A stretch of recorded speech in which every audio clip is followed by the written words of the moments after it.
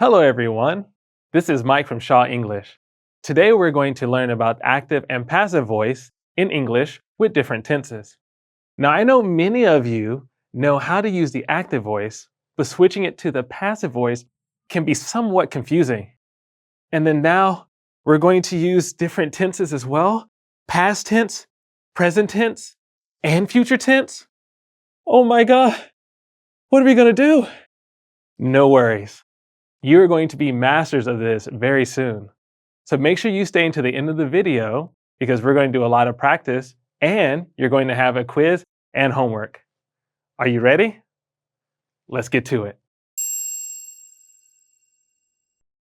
So let's review changing from active voice to passive voice.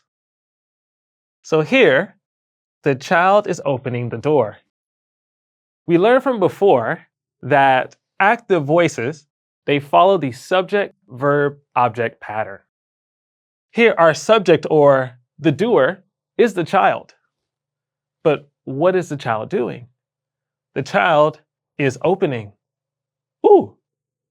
Here we have ing attached to our verb open, which makes opening. This is present continuous, which means that the child is opening the door right now at this moment. And of course, the receiver is the door. Now, when we're switching over to passive voice, we learned from before that our doer and our receiver swap places. So like in our sentence here, our doer and receiver are now in two different spots. So the door is now in the beginning of the sentence and the child is at the end. The door is being opened by the child. The door is still our receiver, is being opened. So now our verb has changed a little bit. Our action has changed. So we still have is and we have be. So we have our to be verb, but we must continue our present continuous and bring down the ing. So is being, and we have our past participle, opened. Is being opened by the child. And here we have our preposition with the doer. And sometimes the doer is left out of sentences. And that's okay, as long as we know that the door is being opened. Now let's practice and learn about some more tenses. All right, everyone, let's practice going from active voice to passive voice using different tenses. Let's do it. Let's go ahead and practice some of these tenses together, starting with the present simple. The teacher helps the student. So we know that this is an active voice, and now we're going to change it into passive voice.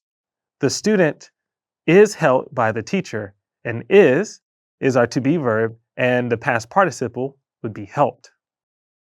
Let's look at present continuous. The teacher is helping the student.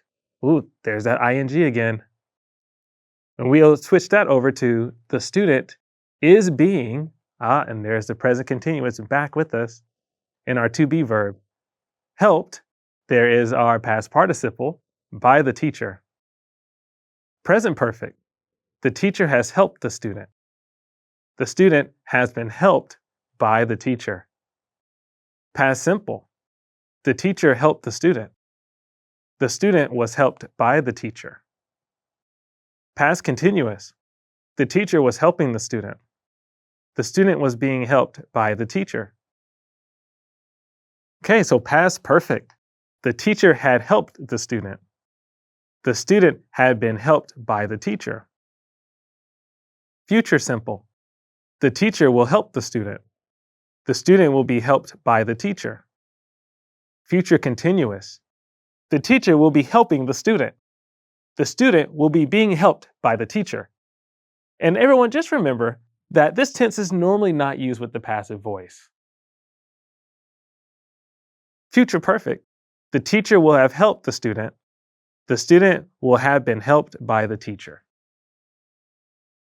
So everyone, how do you feel? Feel more confident? Awesome. Hopefully you have a much larger understanding of how to change active voice to passive voice using different tenses. Now, you're not done yet. because you have homework. I want you to change this sentence into the passive voice and put it in the comments. Also, wait, don't go anywhere. You have a quiz. Okay, the link for the quiz is in the description below. If you enjoyed this video, please make sure you like, as well as subscribe to see more videos taught by me. And until the next video, I'll see you all later. Bye.